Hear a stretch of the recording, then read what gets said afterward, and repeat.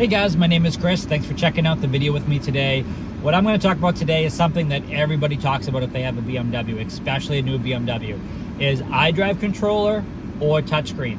Which is more practical? I'm going to break them both down and tell you what you should be doing when you're driving. All right guys, so here it is. So here's the iDrive controller down here, as we all know, and of course we have the touchscreen. There is a fierce battle out there when you go into your dealer now and you're looking at a new BMW. Some cars don't even have this anymore, and it's causing a lot of waves, and not in a good way. The iDrive screen, as you can see, is gigantic now. It is curved. It is designed to be, kind of curved around you, so it's easy to touch. It's not too far away. Some of the other cars out there, it's kind of crazy. They have these crazy screens that go even way over there. BMW has done a relatively nice job keeping the screen size kind of accurate depending on the vehicle. So for an example, an X1 and X2, something like that, those are smaller screens, and they're tightly wrapped around the driver. So you really feel like you're in a cockpit when you're driving those cars. Something like this, we're in an X5, so this is obviously going to be a bigger display because we have a much bigger dashboard here. But it is scaled to the appropriate size. It doesn't feel too big. It doesn't feel too small. Right where one screen ends and the other begins, that's kind of where the edge of the steering wheel is here. So when I look straight ahead, I don't miss any part of the display. So the designers have done an excellent job at, laying out the dashboard and making sure that everything is easily accessible, especially because this black bar at the bottom here is where all the important information is fixed and you need to get to, including your climate and your dock here for your quick select, for your music, your navigation, the climate, your apps, your phone. Everything you need is really right down there. So if it wasn't accessible and you couldn't easily reach over here, it probably would defeat the whole purpose, right? So it doesn't really make sense. So from my perspective, when you're sitting here and you're touching this stuff, even customizing the screen or doing everything, it is in a easy reach. It's not too difficult to do that, which I find myself doing that far more often than anything else. Years ago though, I found myself always using this. So it is an interesting thing to see how it's changed over the years and how people have changed over the years as well. If you have had BMWs and you've grown up with this stuff, from the very beginning, this. This is kind of where it's all started. This was the kind of the beginning of the hallmark of the iDrive system. This brings you back to the 7 Series, back in 2000. That's when this first came out.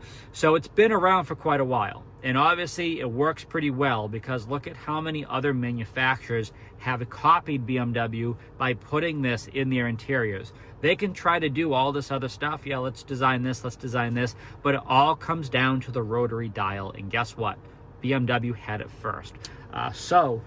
Yeah, this works. It does work well. The one thing that I will say is that I do find that the iDrive controller does tend to be optimized better with certain iDrive versions. So it's not like this doesn't work well with iDrive 8.5 as an example, but I do find myself doing a couple extra touches and movings and left and right.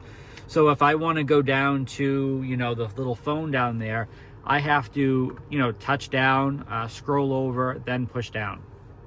Not a big deal, but I could just touch the phone button.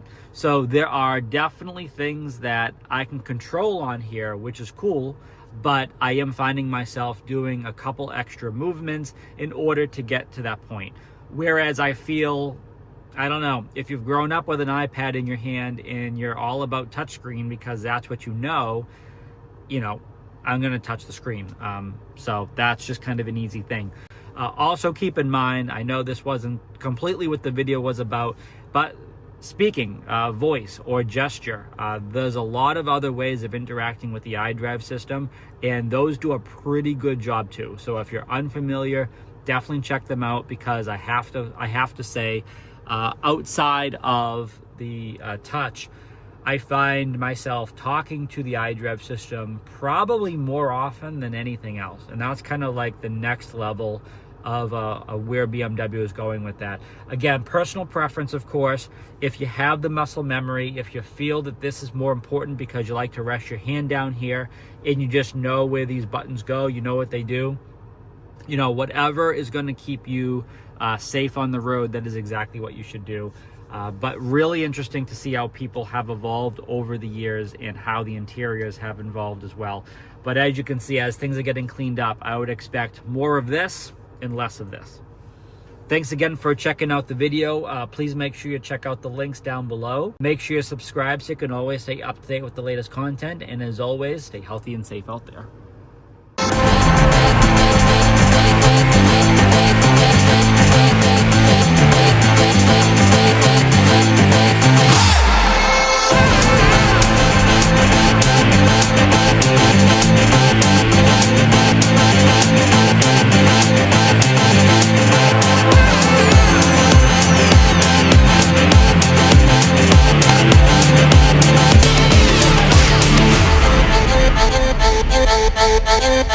Thank you.